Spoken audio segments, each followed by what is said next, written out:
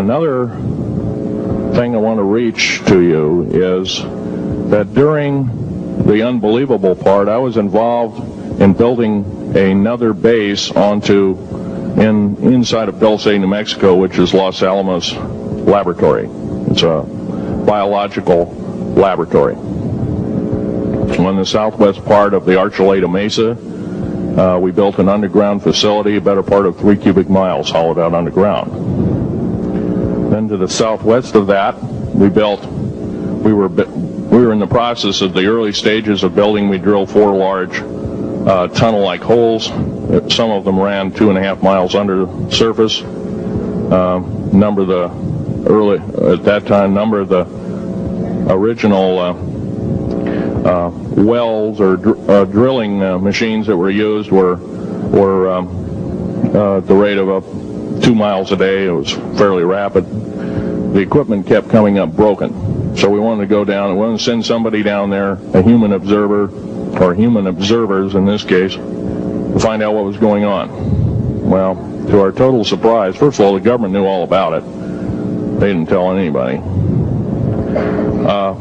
When I saw Green Beret and Black Beret people encamped inside of our geologist camp, I knew something was up. The gig was up. First of all, I knew all about the alien agenda. I'll explain that in a few minutes.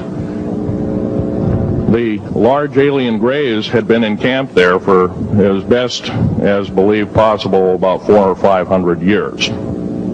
Had been one of their internal bases. And we'd drilled holes right on top of it.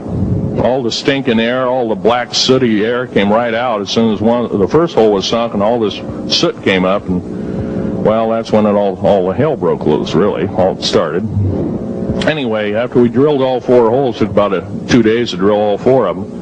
And when you build an underground base, you drill 4 basic holes, and then you build called stopes or cross-member holes across, and then you use blasting equipment, special blasting equipment by the analyzation of the rock formation, and you literally blast out or tunnel out or deflagrate or melt rock out to build the large rooms that are required for this underground base. Well, in this process, I was lowered down the basket of one of these holes, and about from me to this elderly woman here in the front was sitting a 7-foot-tall alien gray. The stench was worse than the worst garbage can you can imagine. The person or the entity was absolutely horrible. I didn't waste any time. I reached for my pistol. At that time, as an engineer, I didn't have time to carry all the folderol of one of these big submachine guns that all the sea spray and the yellow fruit and all the outer perimeter and inner perimeter security people carried. I carried a little Walther PPK pistol with a 9-shot clip. This was in late August of 1979. Now, you got a regular suit of clothes, you got a regular clothes on, plus you're in almost like a spacesuit environment, and you're reaching for a gun. It's not the easiest thing to do, and then to pop a clip in it and start shooting. And I killed 2 of them. Yes, they're mortal, and they do die. However, in the process, one of them did this. All I remember is that he just kind of waved his hand in front of his chest, and the next thing I know, this blue beam hit me and just literally opened me up like a fish, and burnt my fingers right off of me. And it was some form of electrical force, because the kind of like being hit by a lightning bolt burned all my toenails off of me. Completely crispy crittered my left foot, burnt the shoe right off of me. All I remember is the smoking remains, and I'm still conscious, but in and out of, I didn't remember much. And there was a Green Beret that was right behind me that risked his life. In fact, he died. But he risked his life. He shoved me back in the basket and hit the button and took me up. And I wouldn't be alive talking to you today if it wasn't for him. I'm forever indebted. He lost his life. 66 Secret Service agents, Green Berets, Black Berets, crack troops lost their lives because the government, our United States government, lied did not tell us anything about the alien threat. There's a war underneath there, and I'm talking dead serious. It's been going on since that time. Since late August of 1979, our military, the Russian military, basically the militaries of the world, have been in constant conflict with the outer space alien. The small gray, the large gray, the reptilians, the whole thing. There are 11 distinct races of aliens. 2 are benevolent. 1 had to leave here in a hurry because their world is under attack, both on the surface as well as underground. They're the Pleiadians. They're familiar. Maybe some of you are familiar with that. Would some of you raise your hands who've heard of Billy Meyer and some of the... very good, about half the group.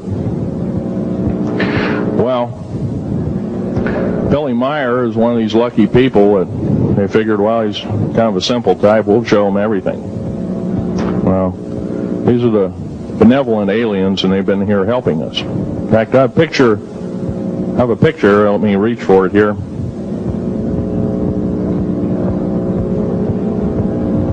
I have a picture of one of the aliens been working for the United States Pentagon for the last 58 years. His name is Val Valiant Thor. He's right here. There's my father in the background. This whole place, the ready room of the USS Eldridge, Al Bielek has probably explained, or maybe even shown you this picture. There's a list of some of the notable people in it. They're all the atomic bomb scientists of the day, all the time variant experimentalists of the day, all the top physicists of that particular day. This was in August of 1943. Now this guy has not changed one iota in 58 years. Started work, he came here, crashed here or whatever, whether he's under duress or not. He started work for our U.S. Navy and military operations in 1937, either 37 or 38 is what I've been told. So it's for 58 years, this man's been employed, probably under duress. If you don't do as we say, we're just going to use you for alien bait or something, I don't know. But anyway, he basically hasn't changed. He lives for 490 years, is what he says his lifespan is. Now, he's supposedly a semi-benevolent, he's a human-looking type person. He has 6 fingers and 6 toes, and he's got one oversized heart, 1 lung, giant lung. His blood vessels are bigger. He's got copper oxide for blood, similar to an octopus. His brain capacity, 300 centimeters greater than ours. He has a thinking capacity, IQ, if you were to measure it, be totally off the scale, be about a 1200 IQ. He speaks 100 languages fluently, alien as well as others. He's a remarkable person. I had a chance to meet him one time.